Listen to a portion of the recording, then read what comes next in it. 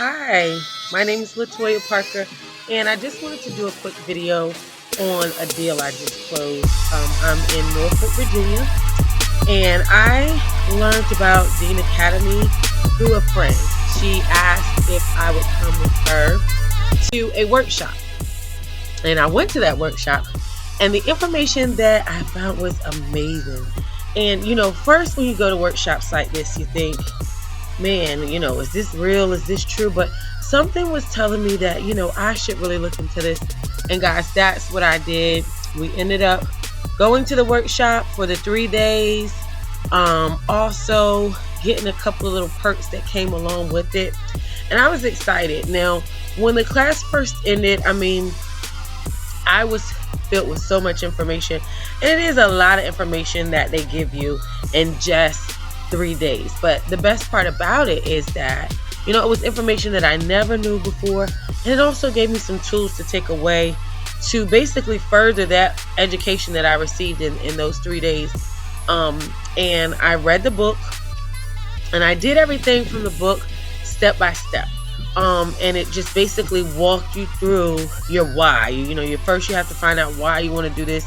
First, you have to figure out, is this something that you want to do? For me, I was already in marketing and advertising. I worked at the radio for about 8 years and, helped people build their businesses. So business was not something that I was afraid of. Now, real estate was something that I just didn't know if I could do.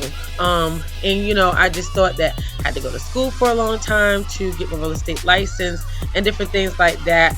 And I had other things that I primarily wanted to do, so I did not feel as though I had the time. But in this workshop, guys, let me tell you, they told me that I could buy property without any money, any credit. Some people have no credit, some people have bad credit. I'm one of those in between people, and I just thought it was something I would have to, go ahead and stop what I was doing and really get my credit in order, which that's what I'm doing now finally. But at the time, I just didn't know where I would get the extra money to get my things in order. So I was one of those people that I was not skeptical because of the information that it gave me. It gave me so much information. I believed in myself and I knew I could do it. So I started looking more into it. I started doing exactly what the book told me to do. And when I did that, it was just information that it already went with things that I already knew. And at the time, I had time on my hands, so I was able to really dig in and actually see. Now, I reached some stumps in some areas, and just because of things like you needed money to put bandit signs out, advertising properties to come to you. And that was the only thing. But the bandit signs are not that much. $50, you get a couple of good bandit signs, put it in the middle of, important medians, and, people will call you and you would actually try to get houses and different things under contract. Now, in the beginning for me, I wasn't as fast as I see other people. I did have another job, and, sometimes you can get sidetracked to things that you're doing.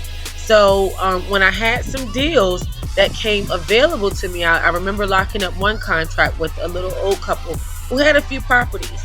And they were shopping their own properties to other people. Now, this particular one was different. They did some rehabbing themselves. They put, like a nasty color carpet down.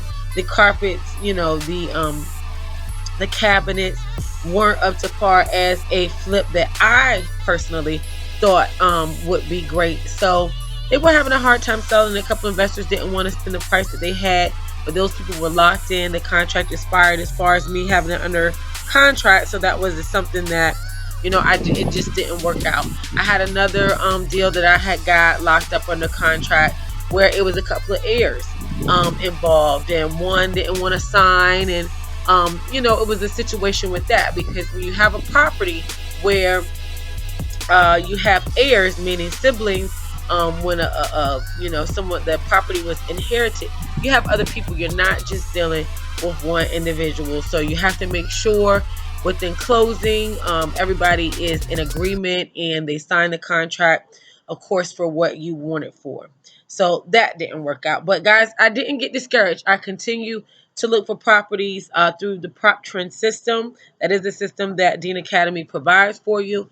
And, with me working and doing different things, I just wasn't able to be on top of it like I would have liked to be. But it became an issue where I ended up losing my job and I had to move fast.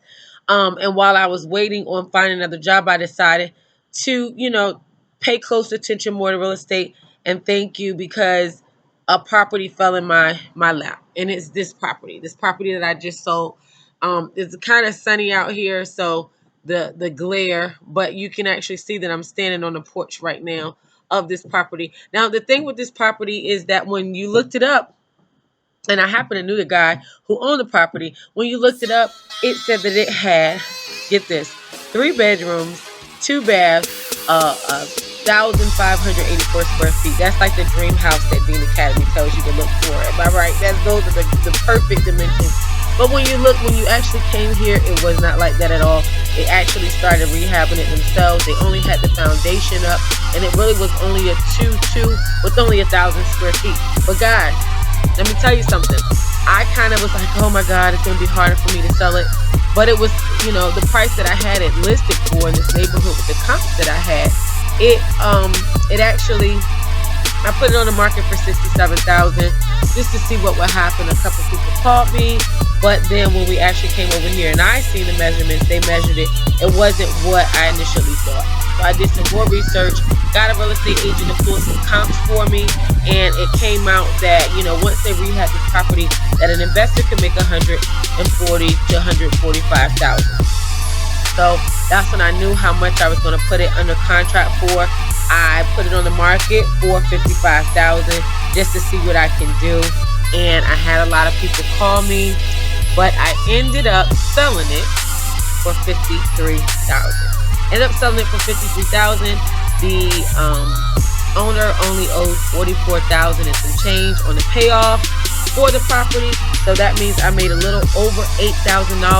But what I did for my seller, because my seller was across seas, and it's a friend of mine, I went ahead and paid the closing cost myself, which is only $477.